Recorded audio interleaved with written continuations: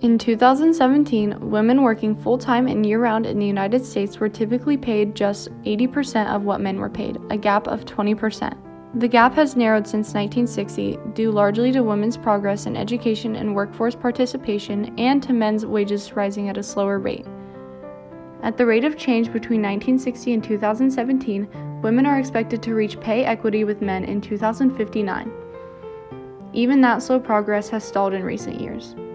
If change continues at the slower rate seen since 2001, women will not reach pay equity with men until 2106. The gender pay gap has lifelong financial effects. For one, it contributes directly to women's poverty.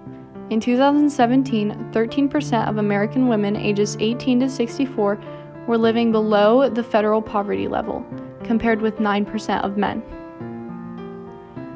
For ages 65 and older, 11% of women and 8% of men were living in poverty. The pay gap follows women throughout their time in the workforce and even after they leave the workforce. Employers' use of women's prior salary history to set their wages in new jobs means wage discrimination carries forward from job to job. Because women typically are paid less than men during work years, women receive less income than men do from Social Security, pensions, and other sources when they retire. Other benefits, such as disability and life insurance, are also smaller for women because these benefits usually are based on earnings.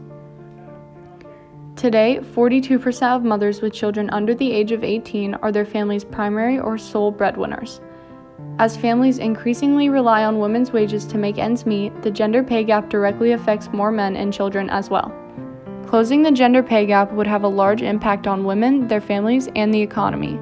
Eliminating the gender pay gap by increasing women's pay to match that of men's of the same age and education level would cut the poverty rate for all working women in half, regardless of their family structure.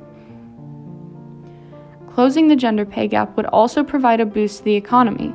Providing equal pay to women would increase the wages paid into the economy by $513 billion, which represents 3% of the 2016 gross domestic product.